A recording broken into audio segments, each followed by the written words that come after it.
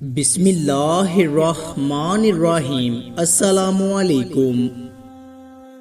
حضرت ابو ہریرہ رضی اللہ تعالی عنہ سے روایت ہے کہ ہم رسول اللہ صلی اللہ علیہ وآلہ وسلم کے ساتھ تھے، اتنے میں ایک دھماکے کی آواز آئی۔ رسول اللہ صلی اللہ علیہ وآلہ وسلم نے فرمایا، تم جانتے ہو یہ کیا ہے؟ ہم نے عرض کیا، اللہ اور اس کے رسول خوب جانتے ہیں۔ رسول اللہ صلی اللہ علیہ وآلہ وسلم نے فرمایا، ایک پتھر ہے جو جہنم میں پھینکا گیا تھا 70 برس پہلے، اب اس کی تہہ میں پہنچا ہے۔ حدیث نبوی صلی اللہ علیہ وآلہ وسلم ہے۔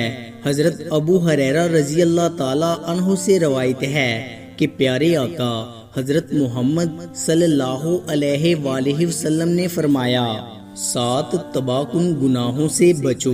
لوگوں نے پوچھا، وہ کون سے ہیں؟ آپ صلی اللہ علیہ وآلہ وسلم نے فرمایا، پہلا اللہ تعالیٰ کے ساتھ کسی کو شریک کرنا، دوسرا جادو کرنا، تیسرا کسی کو ناحق مار ڈالنا، چوتھا سود کھانا، پانچواں یتیم کا مال ہڑپ کر جانا، چھٹا میدان جہاد سے بھاگ جانا، اور ساتواں نیک عورتوں پر تہمت لگانا۔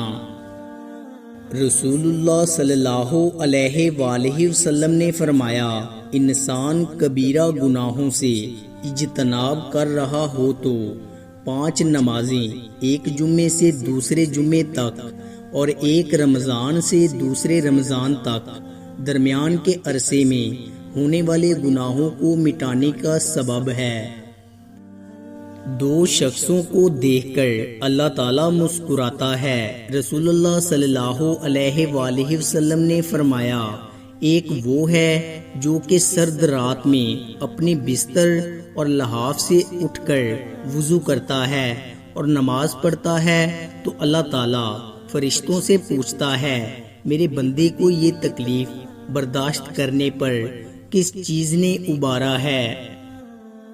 فرشتے جواب دیتے ہیں کہ تیری رحمت کا امیدوار ہے اور تیرے عذاب سے ڈرتا ہے۔ اللہ تعالیٰ فرشتوں سے فرماتا ہے، گواہ ہو جاؤ، اس کی امیدیں پوری کر دی ہیں۔